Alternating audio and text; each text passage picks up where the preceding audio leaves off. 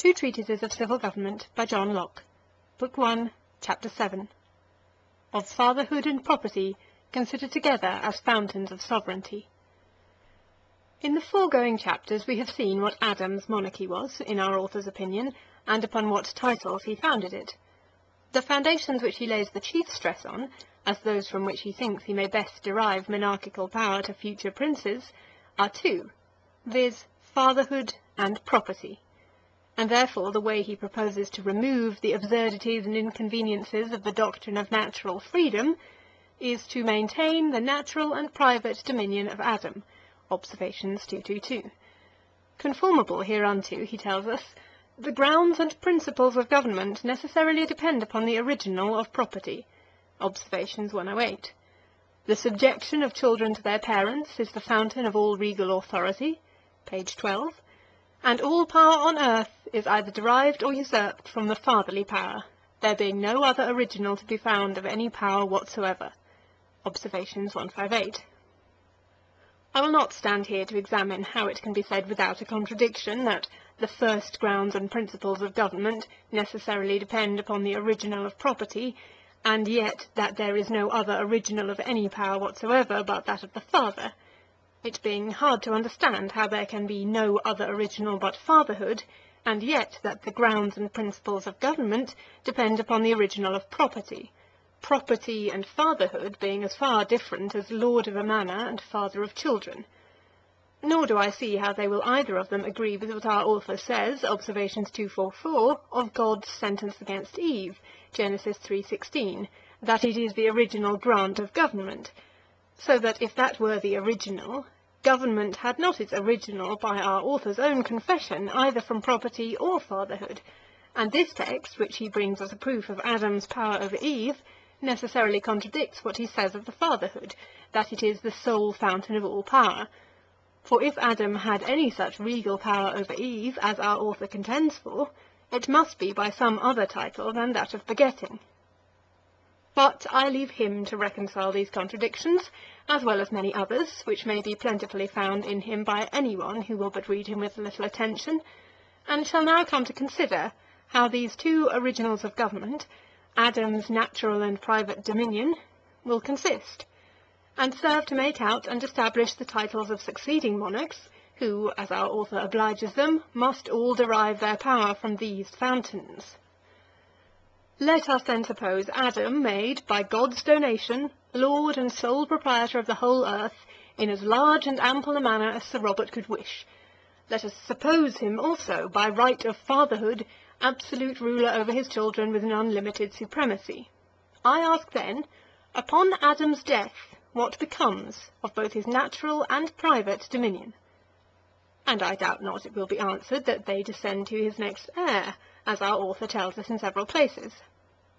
But this way, it is plain, cannot possibly convey both his natural and private dominion to the same person, for should we allow that all the property, all the estate of the father, ought to descend to the eldest son, which will need some proof to establish it, and so he has by that title all the private dominion of the father, yet the father's natural dominion, the paternal power, cannot descend to him by inheritance, for it being a right that accrues to a man only by begetting, no man can have this natural dominion over anyone he does not beget, unless it can be supposed that a man can have a right to anything without doing that upon which the right is solely founded.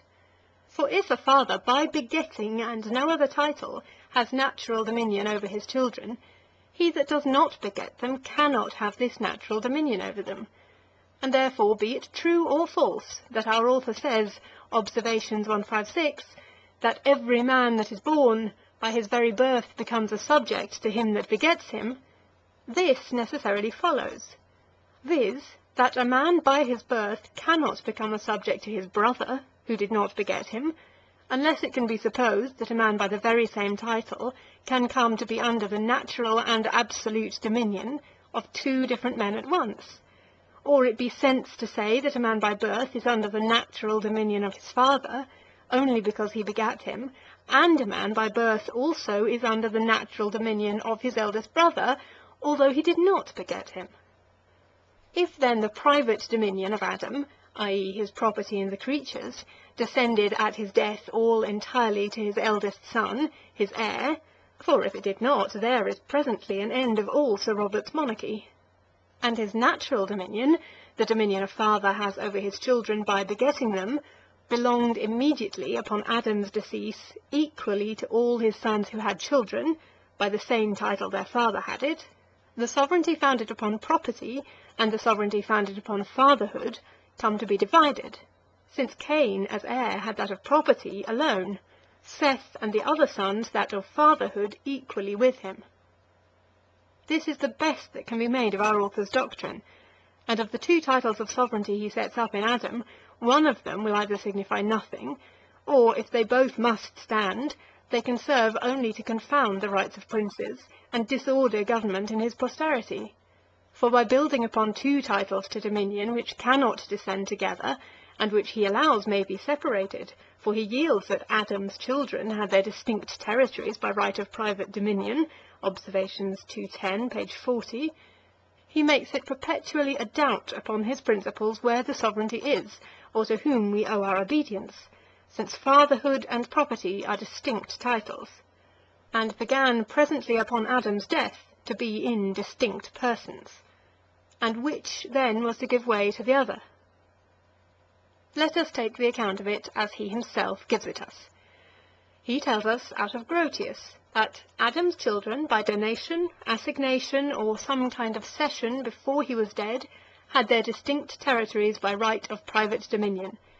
Abel had his flocks and pastures for them, Cain had his fields for corn, and the land of Nod where he built him a city. Observations 210. Here it is obvious to demand which of these two after Adam's death was sovereign. Cain, says our author, page 19. By what title? As heir, for heirs to progenitors, who were natural parents of their people, are not only lords of their own children, but also of their brethren, says our author, page 19. What was Cain heir to? Not the entire possessions, not all that which Adam had private dominion in, for our author allows that Abel, by a title derived from his father, had his distinct territory for pasture by right of private dominion. What then Abel had by private dominion was exempt from Cain's dominion, for he could not have private dominion over that which was under the private dominion of another, and therefore his sovereignty over his brother is gone with this private dominion. And so there are presently two sovereigns, and his imaginary title of fatherhood is out of doors, and Cain is no prince over his brother, or else, if Cain retain his sovereignty over Abel, notwithstanding his private dominion, it will follow that the first grounds and principles of government have nothing to do with property, whatever our author says to the contrary. It is true, Abel did not outlive his father Adam, but that makes nothing to the argument which will hold good against Sir Robert in Abel's issue, or in Seth, or in any of the posterity of Adam not descended from Cain. The same inconvenience he runs into about the three sons of Noah, who, as he says, page 13, had the whole world divided amongst them by their father. I ask then, in which of the three shall we find the establishment of regal power after Noah's death? If in all three, as our author there seems to say, then it will follow that regal power is founded in property of land, and follows private dominion, and not in paternal power or natural dominion. And so there is an end of paternal power as the fountain of regal authority, and the so much magnified fatherhood quite vanishes. If the regal power descended to Shem as eldest and heir to his father, then Noah's division of the world by lot to his sons, or his 10 years sailing about the Mediterranean to appoint each son his part, which our author tells of, page 15, was labour lost. His division of the world to them was to ill or to no purpose, for his grant to Ham and Japhet was little worth, if Shem, notwithstanding this grant, as soon as Noah was dead, was to be lord over them. Or if this grant of private dominion to them over their assigned territories were good, here were set up two distinct sorts of power, not subordinate one to the other, with all those inconveniences which he musters up against the power of the people, Observations 158, which I shall set down in his own words, only changing property for people. power on earth is either derived or usurped from the fatherly power, there being no other original to be found of any power whatsoever. For if there should be granted two sorts of power, without any subordination of one to the other, they would be in perpetual strife which should be supreme, for two supremes cannot agree. If the fatherly power be supreme, then the power grounded on private dominion must be subordinate and depend on it. And if the power grounded on property be supreme, then the fatherly power must submit to it, and cannot be exercised without the license of the proprietors, which must quite destroy the frame and course of nature.